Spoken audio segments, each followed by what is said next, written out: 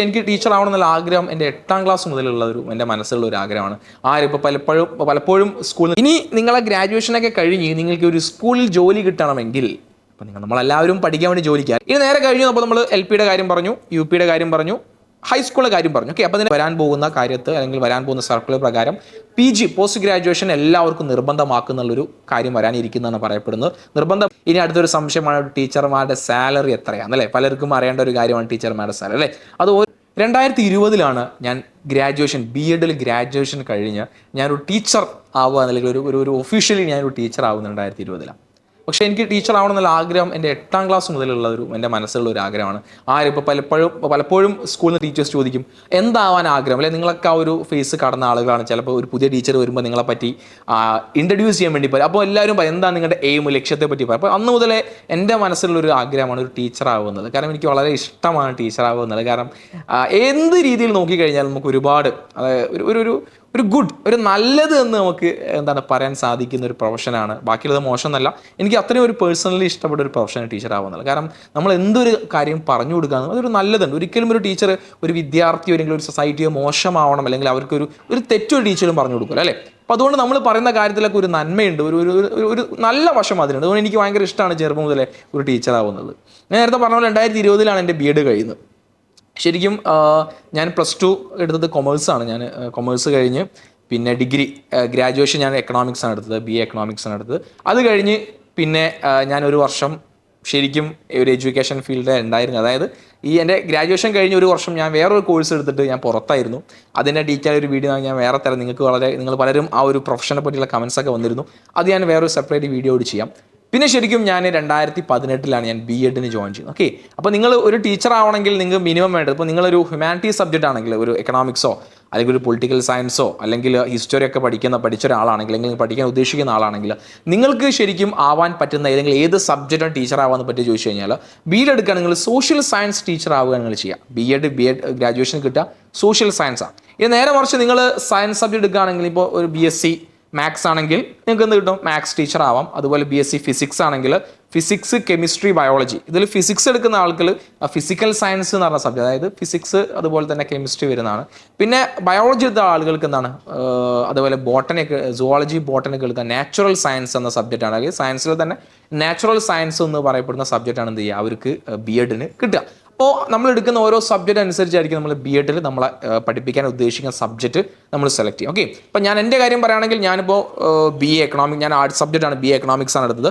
അതുകൊണ്ട് എനിക്ക് എന്താണ് BEd എടുക്കാൻ സാധിക്കുക, സോഷ്യൽ സയൻസ് ആണ് എടുക്കാൻ സാധിക്കുക. അപ്പോൾ നിങ്ങൾ ഇനി BA മലയാളമാണെങ്കിൽ നിങ്ങളുടെ സബ്ജക്റ്റ് മലയാളമായിരിക്കും, BA ഹിന്ദി ആണെങ്കിൽ ഹിന്ദി ആയിരിക്കും നിങ്ങളുടെ സബ്ജക്റ്റ്, ഇംഗ്ലീഷ് ആണെങ്കിലോ ഇംഗ്ലീഷ് ആയിരിക്കും നിങ്ങളുടെ സബ്ജക്റ്റ്. ആ രീതിയിലാണ് നമ്മുടെ സബ്ജക്റ്റ് നമ്മൾ എന്ത് ചെയ്യുക സെലക്ട് ചെയ്യാൻ വേണ്ടി സാധിക്കും. ഓക്കെ, അപ്പോൾ ആർട്സ് സബ്ജക്റ്റ് എടുക്കുന്ന ഏതൊരാൾക്കും, അത് ഹിസ്റ്ററി ആയിക്കോട്ടെ, സോഷ്യോളജി ആയിക്കോട്ടെ, അല്ലെങ്കിൽ എക്കണോമിക്സ് ആയിക്കോട്ടെ, പൊളിറ്റിക്കൽ സയൻസ് ആയിക്കോട്ടെ, ഇങ്ങനെയുള്ള ഒരുപാട് സബ്ജക്റ്റ് വരുന്ന ആളുകൾക്ക്, അതുകൊണ്ട് ഏറ്റവും കൂടുതൽ ആളുകൾ എടുക്കുന്ന ഒരു BEd ഡിഗ്രി ചോദിച്ചു കഴിഞ്ഞാൽ അത് ഏതാണ്, സോഷ്യൽ സയൻസ്. അപ്പോൾ എൻ്റെ ഡിഗ്രി ഏതായിരുന്നു, സോഷ്യൽ സയൻസ് ആണ്. ഓക്കെ, ഇപ്പോൾ 2018 ഞാൻ BEd ജോയിൻ ചെയ്യുന്നത്. ശരിക്കും കൊറോണ എന്ന് പറയുന്ന വലിയൊരു മഹാമാരി വന്നിരുന്നു. അതിൻ്റെ ആ ഒരു ബാച്ചിൽ ശരിക്കും രക്ഷപ്പെട്ട ഒരു ബാച്ചാണ് ഞങ്ങൾ. കാരണം ജസ്റ്റ് കൊറോണ വന്നതിന് മുന്നേ ഞങ്ങൾ ഫൈനൽ എക്സാം കഴിയുകയും ആ കൊറോണ ബാച്ചിൽ ശരിക്കും ഞാൻ എൻ്റെ ഗ്രാജുവേഷൻ കഴിഞ്ഞ് ഞാൻ ഫസ്റ്റ് തന്നെ ഒരു അധ്യാപകനായിട്ട് ഒരു സ്കൂളിൽ കയറുന്ന നേരെ ഈ ഓൺലൈൻ എഡ്യൂക്കേഷനിലേക്ക്. ഞാനൊരു പ്രൈവറ്റ് CBSE സ്കൂളായിരുന്നു ഞാൻ ആദ്യമായിട്ട് ഒരു അധ്യാപകനായി കയറിയത്. ഓക്കെ, ഇപ്പോൾ ആ രീതിയിൽ അല്ലെങ്കിൽ ആ ഒരു സമയത്ത് ഞാൻ എത്തിപ്പെടുന്നത് ഈ ഒരു രീതിയിലൊക്കെ. ഓക്കെ, അപ്പോൾ അതുപോലെ ഇപ്പോൾ നിങ്ങൾക്കും ഒരു അധ്യാപകനാകണമെങ്കിൽ നിങ്ങൾ ചെയ്യേണ്ടത് ഈ രീതിയിലാണ്. ഇനി നിങ്ങളെ ഗ്രാജുവേഷനൊക്കെ കഴിഞ്ഞ് നിങ്ങൾക്ക് ഒരു സ്കൂളിൽ ജോലി കിട്ടണമെങ്കിൽ, അപ്പോൾ നമ്മളെല്ലാവരും പഠിക്കാൻ വേണ്ടി ജോലിക്കാം അല്ലേ. അപ്പോൾ അവിടെ നിങ്ങൾ ശ്രദ്ധിക്കേണ്ട കാര്യം, ഇപ്പോൾ നിങ്ങളൊരു ഗവൺമെൻറ് സ്കൂളിൽ ജോലി കിട്ടാൻ ആഗ്രഹിക്കുന്ന ആളാണെങ്കിൽ സ്വാഭാവികമായിട്ടും നിങ്ങൾ ചില ടെസ്റ്റുകളൊക്കെ എഴുതണം. അതായത് നമുക്കൊരു KTET, Kerala teachers eligibility test ഉണ്ട്. അത് പല കാറ്റഗറി ഉണ്ട്, കാറ്റഗറി 1, 2, 3, 4 ഒക്കെ ഉണ്ട്. അപ്പോൾ നിങ്ങൾ ഹൈസ്കൂളിൽ പഠിപ്പിക്കാൻ ആഗ്രഹിക്കുന്ന ഒരാളാണെങ്കിൽ നിർബന്ധമായി നിങ്ങൾ കാറ്റഗറി 3 KTET എക്സാം കാറ്റഗറി 3 പാസ്സായിരിക്കണം.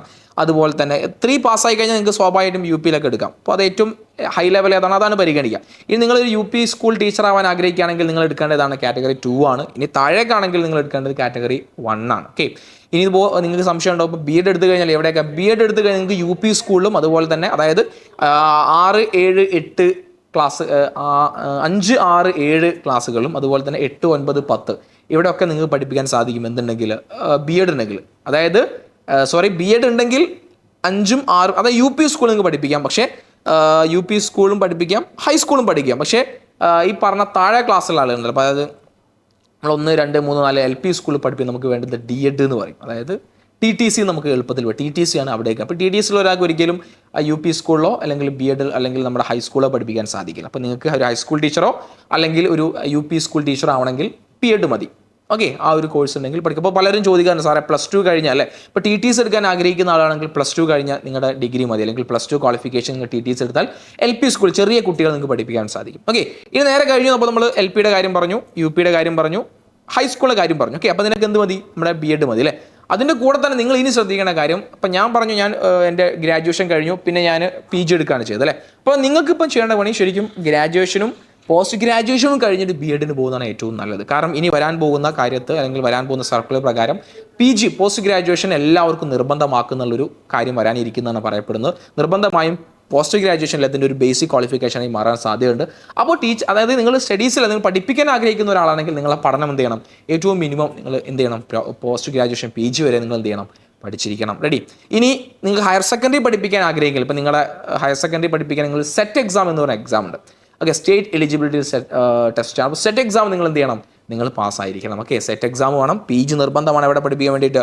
നിങ്ങൾ ഹയർ സെക്കൻഡറി പഠിപ്പിക്കാൻ വേണ്ടിയിട്ട്. ഓക്കെ, ഇനി ഞാൻ നേരത്തെ പറഞ്ഞ പോലെ ഒരു ഗവൺമെൻറ് സ്കൂളിൽ നിങ്ങൾക്ക് കയറണമെങ്കിൽ ഈ ക്വാളിഫിക്കേഷൻ വേണം. അതോടൊപ്പം എന്ത് വേണം? നിങ്ങൾ PSC പരീക്ഷ എഴുതിയിരിക്കണം. അതായത് പബ്ലിക് സർവീസ്, നമ്മുടെ ഓരോ സ്റ്റേറ്റ് വിളിക്കുന്ന പബ്ലിക് സർവീസ് കമ്മീഷന് PSC പരീക്ഷ, അതായത് അത് എല്ലാ സമയത്തും വിളിക്കാറില്ല. ചിലപ്പോൾ 2 വർഷം കൂടുമ്പോഴോ 3 വർഷം കൂടുമ്പോഴോ 1 വർഷത്തിലേക്കാണ് വിളിക്കാറുള്ളത്. ഈ പരീക്ഷ വിളിക്കുന്ന സമയത്ത് നിങ്ങൾ അതിന് അപ്ലൈ ചെയ്യുക, അതിന് നിങ്ങൾ പ്രാക്ടീസ് ചെയ്യുക, അതിന് നിങ്ങൾ പഠിക്കണം. അതിൽ നിങ്ങൾ സെലക്ട് ചെയ്ത് കഴിഞ്ഞാൽ നിങ്ങൾക്ക് എന്ത് ചെയ്യാൻ സാധിക്കുക? ഈ ഗവൺമെൻറ് സ്കൂളുകൾ ടീച്ചറാവാൻ വേണ്ടി സാധിക്കുക. ഓക്കെ, ഇനി അടുത്തൊരു സംശയമാണ് ടീച്ചർമാരുടെ സാലറി എത്രയാണെന്നല്ലേ. പലർക്കും അറിയേണ്ട ഒരു കാര്യമാണ് ടീച്ചർമാരുടെ സാലറി അല്ലേ. അത് ഓരോ ഇതും വ്യത്യാസമുണ്ട്. ഒരു ബേസിക് ഒരു മിനിമം സാലറി വരാണെങ്കിൽ ഒരു UP സ്കൂളിൽ പഠിപ്പിക്കുന്ന ഒരു ടീച്ചർക്ക് ശരിക്കും ഒരു 37,000 മുതൽ ഒരു 42,000-45,000 വരെ ഒക്കെ എന്ത് ചെയ്യും? സാലറി കിട്ടുന്നുണ്ട്. ഒരു 40,000 നിങ്ങൾ പിടിച്ചോ UP. ഒരു ഹൈസ്കൂൾ പഠിപ്പിക്കുന്ന ടീച്ചറാണെങ്കിൽ ഏറ്റവും പുതിയ സാലറി പ്രകാരം ഒരു 40,000 മുതൽ 45,000 വരെ തുടക്കത്തിൽ എന്ത് ചെയ്യുന്നുണ്ട്? കിട്ടുന്നുണ്ട്. ഇനി ഒരു ഹയർ സെക്കൻഡറി ആണെങ്കിൽ ഒരു 55 മുതൽ 60,000 രൂപ വരെയൊക്കെ എന്ത് ചെയ്യും? തുടക്കത്തിലെ മാസം കിട്ടുന്നുണ്ട്. അപ്പോൾ ഈ ടീച്ചിങ് അതൊരു സർക്കാർ സ്കൂളിലെ ടീച്ചറാണെങ്കിൽ വളരെ നല്ല സാലറിയാണ്, അതുപോലെ തന്നെ നല്ല ജോബാണ്. ഓക്കെ, ഇതിനൊക്കെ ഏറ്റവും പ്രധാനപ്പെട്ട കാര്യം നമ്മുടെ ഉള്ളിൽ എന്ത് വേണം? ടീച്ചിങ് എന്ന് പറയുന്ന ഒരു പാഷൻ നമ്മുടെ ഉള്ളിൽ വേണം. വെറും ഒരു ജോലിയായിട്ട് നിങ്ങൾക്ക് ഒരിക്കലും ടീച്ചിങ്ങിനെ കാണാൻ സാധിക്കില്ല. അതായത് ഒരു ഓഫീസ് ടൈമിൽ പോലെ നമ്മൾ 10 മണിക്ക് പോകുന്നു, വൈകുന്നേരം 4 മണിക്ക് ഓഫീസ് ഇട്ട് വരുന്നു.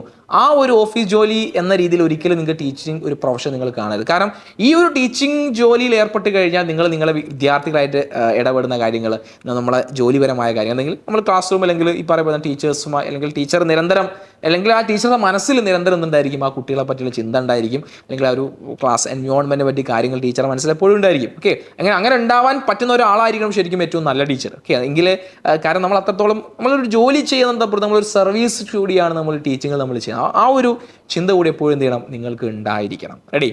അപ്പോൾ ഒരു ടീച്ചർ ആവാൻ ആഗ്രഹിക്കുന്ന ആളാണെങ്കിൽ ഈ പറഞ്ഞ കാര്യങ്ങളൊക്കെ നിങ്ങൾ ശ്രദ്ധിക്കുക.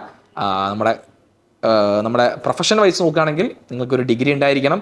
PG വളരെ നല്ലതാണ്. അതിലൂടെ BED നിങ്ങൾ ചെയ്യേണ്ടത്. പിന്നെ ഞാൻ പറഞ്ഞ പോലെ നമുക്ക് ചില എക്സാമ്പിളുണ്ട്. ഹൈസ്കൂളിൽ പഠിപ്പിക്കാനാണെങ്കിൽ കേട്ടഡ് എക്സാമാണ്. ഹയർ സെക്കൻഡറി നിങ്ങൾ സെറ്റ് എക്സാം എഴുതണം. ഓക്കെ, അപ്പോൾ ഇത്രയും കാര്യങ്ങൾ നിങ്ങൾ എന്ത് ചെയ്യുക? നിങ്ങൾ ശ്രദ്ധിച്ചു കഴിഞ്ഞാൽ നിങ്ങൾക്ക് നല്ലൊരു അധ്യാപകനാവാൻ വേണ്ടി സാധിക്കും.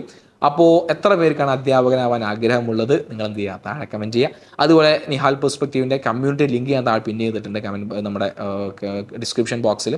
ഞാൻ എന്തിനാണെന്ന് വെച്ച് കഴിഞ്ഞാൽ ചിലപ്പോൾ നമ്മുടെമായുള്ള അപ്ഡേറ്റ്സ് നിങ്ങൾക്ക് ഏറ്റവും എളുപ്പത്തിൽ കിട്ടാൻ അത് ഹെൽപ്ഫുൾ ആവും. അപ്പോൾ നിങ്ങൾ അതിൽ ജോയിൻ ചെയ്ത് കഴിഞ്ഞാൽ, കാരണം വേറെ അനാവശ്യ കാര്യങ്ങളൊന്നും വരാറില്ല, ആ ഒരു അനൗൺസ്മെൻറ്റ് കമ്മ്യൂണിറ്റി ആയി ഞാൻ കൊണ്ടുപോകുന്നതാണ്. അപ്പോൾ നിങ്ങൾക്ക് അതിൽ ജോയിൻ ചെയ്യാം. നിർബന്ധമായി നിങ്ങളുടെ കമൻറ്റ്സ് താഴെ, നിങ്ങളുടെ ഡൗട്ട്സും കാര്യങ്ങളും താഴെ നിങ്ങൾ കമൻറ്റ് ചെയ്യണം. അപ്പോൾ അടുത്തൊരു വീഡിയോയിൽ കാണാം. അതുവരെ താങ്ക് യു, ബൈ.